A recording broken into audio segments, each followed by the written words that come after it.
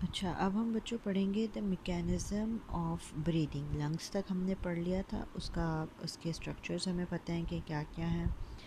अब हम पढ़ेंगे द मैकेनिज़्म ऑफ ब्रीदिंग कि हम सांस कैसे लेते हैं, लंग्स में किस तरह सांस का अंदर जाना और सांस का बाहर किस तरह एक प्रोसेस है। ठीक है। इंस्पिरेशन कहते हैं, इंस्पिरेशन और इन्हेलेशन कहते हैं सांस को अंदर लेना, और एक्सपायरेशन और एक्सहेलेशन कहते हैं सांस का बाहर जाना। ठीक है। ये दो प्रोसीजर्स हैं और ये दो प्रोसेस हैं, इनको मैं आपको समझाती हूँ, बहुत आसान है, आप इनको डिटेल में समझ सकते हैं। अच्छा, यहाँ हमने पढ़ा था लंग्स। हमने लंग्स की सारी चीज़ें पढ़ ली थी कि क्या क्या चीज़ें हैं। ठीक है। अब मैं आपको बताऊंगी कि इंस्पायरेशन के प्रोसेस में क्या होता है। इंस्पायरेशन के प्रोसेस में होता ये है कि जो रिब मसल है वो कॉन्ट्रैक्ट करता है। ठीक है। अब आप ये देखें, रिब का जो मसल है, जब आप सांस अंदर लेते हैं तो रिब का जो मसल है वो कॉन्ट्रैक्ट होगा, यानी कि सिकुड़ेगा। ठीक है। और उसकी वजह से जब आप सांस लें, अंदर सांस लें, हवा अंदर जाती है तो क्या होता है कि जो मसल्स हैं वो खींचेंगे। ठीक है। और उसकी वजह से क्या होगा, रिब्स रिब्स आपके क्या होंगे, रिब्स रेज्ड होंगे। ठीक है। आपके रिब्स रेज्ड होंगे, ज़ाहिर बात है, जब आप हवा अंदर लेंगे तो जब मसल्स हैं वो स्ट्रेच होंगे, कॉन्ट्रैक्ट होंगे, तो रिब्स बाहर की तरफ आएंगे। ठीक है। और उसकी तरफ क्या होगा, डायफ्राम डायफ्राम क्या होंगे, डायफ्राम लोअर्ड होगा, यानी कि वो नीचे आएगा, नीचे की तरफ आएगा। आप सांस अंदर ले रहे हैं तो जाहिर सी बात है प्रेशर अंदर की तरफ आ रहा है, और इसी तरह जो डायफ्राम अटैच्ड है वो भी नीचे की तरफ खिंचेगा। जब ये सब चीज़ें नीचे की तरफ खिंचेगी, जो थोरेसिक कैविटी है उसमें क्या होगा, थोरेसिक कैविटी में क्या होगा, प्रेशर इंक्रीज़ होगा, यानी कि ये प्रेशर क्या होगा, ये बढ़ेगी, ये कैविटी बढ़ेगी। तेरी बात है, आप उसमें स्पेस फिल करें, जैसे हम बैलून में एग्ज़ाम्पल लेते हैं, अगर आप बैलून में हवा डालें तो वो एक्सपैंड होता है। ऐसे ही बिल्कुल सेम एग्ज़ाम्पल है कि जब आप हवा सांस लेते हैं तो आपके लंग्स भी एक्ट करते हैं एज अ बैलून, वो भी हवा अंदर जाती है तो वो इसी तरह रिब का केज ऊपर आएगा, रेज होगा, हवा भरेगी लंग्स के अंदर, फूलेगा, और आपकी जो कैविटी है वो भी जाहिर सी बात है बढ़ेगी, कैविटी बढ़ेगी। जब आपकी कैविटी जब बढ़ेगी तो जो प्रेशर है एयर का वो क्या होगा, वो कम हो जाएगा। प्रेशर एयर का क्या हो जाएगा, वो कम हो जाएगा। और फिर जब ये प्रेशर कम हो जाएगा तो हवा जो है वो बाहर वाली आराम से अंदर एंटर होगी। ठीक है, ताकि इक्वलाइज हो सके। ठीक है। जब कैविटी का साइज़ इंक्रीज़ होता है तो उसका मतलब है जो प्रेशर है वो अंदर कम हो गया है, जो लंग्स का जो अपना प्रेशर था वो क्या हो गया, कम हो गया। जब कम हो गया है तो बाहर से हवा एंटर होगी from the outside inside of the lungs, ताकि इक्वली प्रेशर मेंटेन रहे। मैं आपको यहाँ पे भी ये देखें मैंने क्या लिखा है, सबसे पहले रिब मसल डायग्राम के साथ आपको रख के बताती हूँ। सबसे पहले क्या हुआ है, रिब मसल कॉन्ट्रैक्ट हुआ है। ठीक है, ये खिंचा है, रिब्स क्या होंगी, रेज होंगी ऊपर की तरफ। जब बैलून हवा की तरह भरेगा तो रिब्स आपकी बाहर की तरफ आएंगी। ठीक है। डायफ्राम डायफ्राम क्या होगा, ठीक है, डायफ्राम जो है वो नीचे की तरफ आएगा। जाहिर सी बात है, जब हवा भरेगी तो डायफ्राम भी प्रेशर यहाँ पे प्रेशर यहाँ पे एयर का प्रेशर, जब दूसरा प्रेशर जब आप सांस लेते हैं तो यहाँ पे प्रेशर इन हवा का प्रेशर जो है, हवा को वो एक्सपैंड करेगा लंग को, तो उस जब लंग्स एक्सपैंड होंगे तो डायफ्राम भी नीचे की तरफ जाएगा, डायफ्राम विल बी लोअर्ड, नीचे की तरफ जाएगा। और उसकी वजह से क्या होगा कि थोरेसिक कैविटी जो है वो बढ़ जाएगी, यानी कि कैपेसिटी जो है वो बढ़ जाती है। और प्रेशर क्या होगा एयर का, वो लंग्स में प्रेशर क्या होगा, उसकी वजह से लंग्स में क्या होगा, वो कम हो जाएगा। ठीक है, जो अपना लंग्स का प्रेशर है। फिर एयर जो होगी वो बाहर से एंटर होगी अंदर लंग्स के प्रेशर में, ताकि वो उसको इक्वल कर सके। ठीक है, ये हमारा इंस्पायरेशन का प्रोसेस है। Same as it is expiration का प्रोसेस है। ठीक है, रिब मसल यहाँ कॉन्ट्रैक्ट हो रहा है, रिब मसल यहाँ पे रिलैक्स होगा। ठीक है, अगर आप डायग्राम को देखें,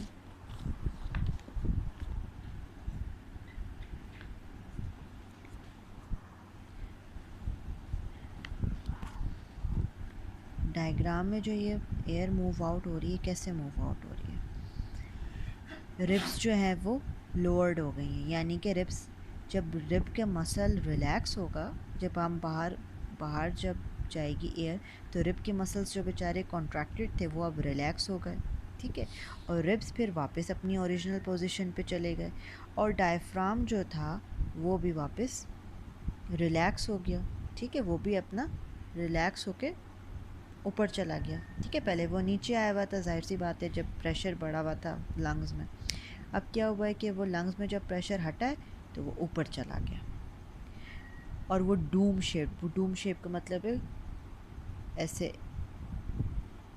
गुम्बे की जो गुम्बद की जो शेप होती है उसकी तरह ये डूम शेप बन गया ये। ठीक है, अब इसमें क्या होता है कि कैविटी की, थोरेसिक कैविटी की आप कैपेसिटी देख रहे हैं, वो कम हो गई है। ठीक है, कम हो गई है ना, तो प्रेशर क्या है एयर का, वो इंक्रीज़ हो गया है। प्रेशर एयर का इंक्रीज़ हुआ और लंग्स जारी बात है कॉन्ट्रैक्ट हुआ है, तो वो क्या करेगा, एयर को पुश करेगा, एयर को फ्रॉम लंग्स टू आउटसाइड। ठीक है, इस तरह एयर जो है वो बाहर जाती है। ठीक है,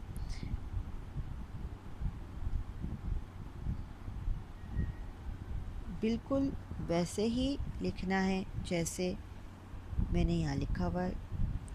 रिब के मसल पहले, जब आप सांस लेते हैं रिब के मसल्स पहले कॉन्ट्रैक्ट हुए, रिब्स ज़ाहिर बात है हवा भरी उसमें रेस्ड हुए, डायफ्राम जो था वो मज़ीद नीचे चला गया प्रेशर की वजह से। थोरेसिक कैविटी, कैविटी क्या थी, कैविटी का मतलब पूरी जो कैविटी जिसमें लंग्स इन्वॉल्व है उसकी कैपेसिटी बढ़ गई। जब उसकी कैपेसिटी बढ़ गई तो उसमें जो एयर का जो प्रेशर था वो कम हो गया। ठीक है, नॉर्मल लंग के प्रेशर से, ज़ाहिर बात है बड़ा एक स्पेस बड़ी है ना, तो प्रेशर ज़ाहिर बात है कम हो गया नॉर्मल प्रेशर से। फिर क्या किया, एयर फ्रॉम आउटसाइड रश किए इनसाइड ताकि इक्वल हो सके। और एक्सपायरेशन में क्या आता है, जब आप बाहर निकालते हैं सांस तो रिब के जो मसल्स हैं वो रिलैक्स होते हैं। जब रिलैक्स हुए तो ज़ाहिर बात है रिब्स अपनी ओरिजिनल पोजीशन पे आ गया, और डायफ्राम जो बेचारा नीचे हुआ था प्रेशर से वो ऊपर चला गया, वापस रिलैक्स हो गया। और थोरेसिक कैविटी का जो सराउंडिंग का जो प्रेशर था वो भी कम हो गया, लेकिन जो प्रेशर एयर का था वो अंदर वो ज़्यादा हो गया, जिसकी वजह से लंग पुश करेगा एयर को और वो बाहर की तरफ जाएगा एयर इन आउटसाइड, ताकि प्रेशर नॉर्मल एनवायरनमेंट का प्रेशर और लंग का प्रेशर इक्वलाइज हो सके। ठीक है, तो ये हमारी लंग्स की मैकेनिक्स थी।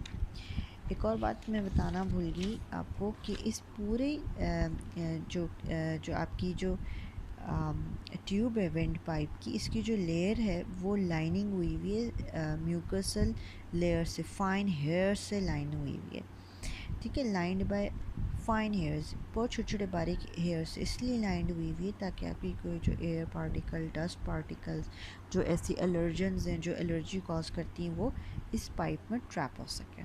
ठीक है, और साथ साथ म्यूकस भी सिक्रीट होता जाता है। म्यूकस क्या होता है कि विस्कस लाइक लिक्विड होता है कि वो आपके इस एनवायरनमेंट को मॉइस्ट रखता है और वार्म रखता है। ठीक है, हवा को वो मॉइस्ट रखता है और वार्म रखता है, तभी आप सांस जब लेते हैं तो आप ठंडी सांस लेते हैं, और जब आप बाहर निकालते हैं सांस तो वो गर्म होती है। तो वो इस हमारे अल्लाह में ने जो विंड पाइप है या विंड ट्यूब की लाइनिंग रखी ही ऐसी है कि वार्म हो सके अंदर एयर। अब हम ये देखते हैं, अब आई होप ये मैकेनिक्स आपको समझ में आ गया होगा इंस्पायरेशन का और एक्सपायरेशन का। ठीक है, अच्छा अब हम पढ़ते हैं कि जो कंपैरिजन है between the inspired and the expired air. Amount of oxygen कितने लेता है लंग्स, 21% और एक्सपेल करता है 16%। कार्बन डाइऑक्साइड 0.04 और एक्सपेल करता है 4, यानी कि ज़्यादा से ज़्यादा बाहर निकालता है। नाइट्रोजन 79%, ठीक है, और 79% उसका कोई फ़र्क नहीं 19, क्योंकि मैंने आपको पहले ही बता दिया था कि जो गैसियस एक्सचेंज है वो बिटवीन ये 2 गैसेस हो रही है, oxygen and carbon dioxide. Amount of water vapours हमारे पास वेरिएबल है, हम लेते वेरिएबल में लेते हैं, एनवायरनमेंट के डिपेंड करता है कि किस तरह हम लेते हैं, लेकिन हम बाहर हमेशा सैचुरेटेड ही निकालते हैं, ठीक है, यानी कि उसमें वाटर वेपर्स की मकदार ज़्यादा होती है एनवायरनमेंट से, ठीक है। आप हाथ लगाएं अपने, जब आप हवा हाथ से खांसते हैं तो ज़ाहिर बात है ड्रॉपलेट्स निकलते हैं, वेपर की सैचुरेशन निकलती है, ठीक है। हाँ, अगर आप हाथ अपना मुंह पे रखें और अगर लगा के रखें, हवा निकालें तो आपको हाथ में मॉइस्ट फील होंगे, इसका मतलब है कि मॉइस्ट वेपर्स निकले हैं, सैचुरेशन है compare to environment. Amount of dust particle depend करता है एनवायरनमेंट में कितना आप अंदर लेंगे और बाहर आप नहीं निकालते, ठीक है, डस्ट पार्टिकल्स कोई भी बाहर नहीं निकलती हवा में। टेम्परेचर, वो अगेन टेम्परेचर एनवायरनमेंट पे डिपेंड करते हैं कि कितना आप अंदर लेते हैं इंस्पायर्ड एयर, और बाहर आप almost equal to body temperature आप बाहर निकालते हैं, जितना आपका बॉडी का टेम्परेचर होता है उतना आप अपनी एयर को एक्सपेल आउट करते हैं। आई होप ये समझ में आ गया होगा मैकेनिक्स आपको किस तरह मैकेनिक्स यूज़ होती है, ठीक है। अच्छा, ह्यूमन जो इंसानी सांस है वो हमारी 16 टू 20 टाइम्स पर मिनट है। ह्यूमन ब्रेथ का क्या मतलब है, एक सांस अंदर ली और एक सांस बाहर, इसको हम कहते हैं एक ब्रेथ, ठीक है। और ये 16 टू 20 टाइम्स पर मिनट, एक मिनट में हम 16 से 20 बार लेते हैं। और ये कौन कंट्रोल करता है, हमारा रिस्पायरेटरी सेंटर, एक सेंटर है जो कि हमारे ब्रेन में मौजूद है। वो रिस्पायरेटरी सेंटर मॉनिटर करता रहता है कि कार्बन डाइऑक्साइड का लेवल ब्लड में कितना है। अगर कार्बन डाइऑक्साइड का लेवल ज़्यादा हो गया है ब्लड में तो वो क्या करता है, सेंड करता है मैसेज डायफ्राम को कि अपनी ब्रीदिंग रेट को, डायफ्राम आपको पता है वो कंट्रोल करता है, तो वो रेट ऑफ ब्रीदिंग को बढ़ाता है कि रेट ऑफ ब्रीदिंग को बढ़ाएं ताकि एक्सेस ऑफ कार्बन डाइऑक्साइड को निकाल सकें, ठीक है। हमारी जो ब्रीदिंग सिस्टम है वो रिस्पायरेटरी सेंटर ब्रेन में काम करती है, उसके थ्रू हम लंग्स काम करते हैं कि कितना आपने एयर निकालना और कितना एयर आपने लेना है, और वो डिपेंड करता है रिस्पायरेटरी सेंटर का जो कंट्रोलिंग है वो कार्बन डाइऑक्साइड है ब्लड में, carbon dioxide in the blood, ठीक है। तो ये इंडिकेशन देते हैं जी आपके ब्लड में कार्बन डाइऑक्साइड बहुत ज़्यादा हो गया है, तो आप इसको फ़ौरन निकालने की कोशिश करें। तो रिस्पायरेटरी सेंटर डायरेक्ट किसको, डायफ्राम को मैसेज भेजता है कि आप अपनी इनहेलेशन और एक्सहेलेशन को इंक्रीज़ करें ताकि गैसियस एक्सचेंज हो सके, और गैसियस एक्सचेंज होगी तो कार्बन डाइऑक्साइड बाहर निकलेगा और ऑक्सीजन अंदर आ सके। अब हम पढ़ते हैं रिस्पायरेटरी डिसऑर्डर्स। ये कौन से डिसऑर्डर्स हैं, ठीक है। रिस्पायरेटरी डिसऑर्डर्स में हमारे पास सबसे पहले आता है ब्रोंकाइटिस। ब्रोंकाइटिस क्या चीज़ है, ये इन्फ्लेमेशन है किसके, ब्रोंकाई की। हमने पढ़ा था लास्ट उसमें ब्रोंक्यूल से पहले एक ब्रोंकाई है, ठीक है, ट्यूब है, ठीक है। ब्रोंक्यूल्स जो ब्रोंकाई के बाद डिवीज़न हो रही हैं उसे हम कहते हैं ब्रोंक्यूल्स। और ये क्यों होती है, एक्सेसिव सिक्रीशंस ऑफ म्यूकस की वजह से होती है।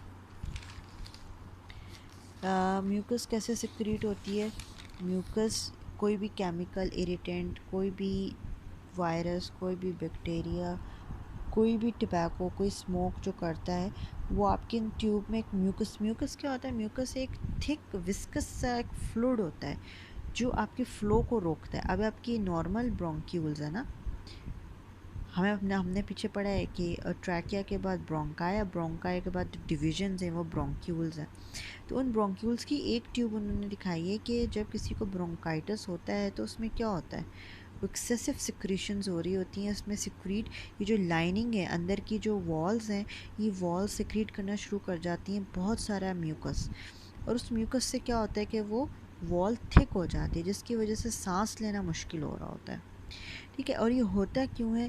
This this it happens because of the viruses, कोई बैक्टीरिया या कोई भी केमिकल जो आप एक्सपोज हो चुके हैं उससे ये कॉज करता है।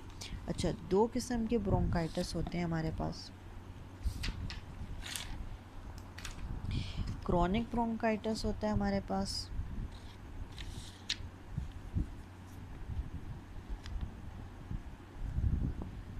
There are two types of bronchitis, chronic और एक्यूट। ठीक है, एक्यूट ब्रोंकाइटिस क्या होता है कि एक्यूट जो होता है वो लास्ट करते हैं अबाउट 2 वीक्स। ठीक है, और पेशेंट जो है वो रिकवर कर जाता है, उसका कोई परमानेंट डैमेज नहीं होता। ठीक है, क्रॉनिक ब्रोंकाइटिस में क्या होता है कि ये ज़ाहिर बात है डेवलप करता है क्रॉनिकली, यानी कि बहुत लंबे अरसे से चलता है। 3 मंथ से लेके 2 इयर्स तक या 3 इयर्स तक आपके ये चल सकता है, सॉरी 2 इयर्स तक आपके ये चल सकता है ब्रोंकाइटिस। ठीक है, और सिम्टम्स आपके ज़ाहिर बात है क्योंकि आपने पीछे भी अभी पढ़ा है, लास्ट अभी आपने देखा है कि उसकी ट्यूब नैरो हो जाती है, तो वो उसका सिम्टम्स क्या होगा? ज़ाहिर बात है कफ़ है, माइल्ड वीजिंग, वीजिंग होती है, एक आवाज़ आती है सीने से, जब सांस की नाली कोई भी बंद होती है तो एक वीजिंग से साउंड हमें सुनने को मिलती है, जैसे आप किसी पाइप में हवा डाल रहे हो और बंद पाइप में हवा डाल रहे हो तो आप एक विज़ विज़ की आवाज़ आती है, तो वीजिंग सुनने में आती है सीने से। फीवर होता है, चिल्स होते हैं, ठीक है, ठंड लगती है, कपकपाहट होती है और सांस की शॉर्टनेस ऑफ ब्रेथ। ठीक है, जब भी कभी कोई मुश्किल काम, कोई सीढ़ियाँ चढ़ रहा है या कोई भी जो मुश्किल काम चीज़ें उठा रहा है भारी, तो उससे सांस चढ़ जाता है, उसे हम कहते हैं शॉर्टनेस ऑफ ब्रेथ।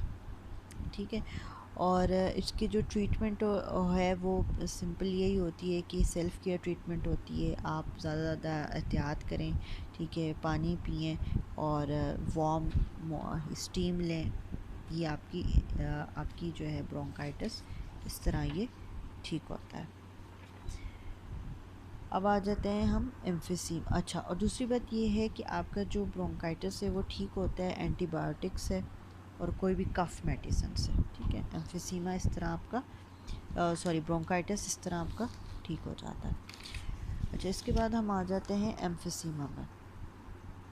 एम्फिसीमा क्या है? Is the destruction of the, अच्छा ये जो है ना, ये बेसिकली क्या बताया हुआ है कि हमने जो पीछे स्ट्रक्चर पढ़ा था एल्वोलाई का, वो इस तरह था कुछ। ठीक है,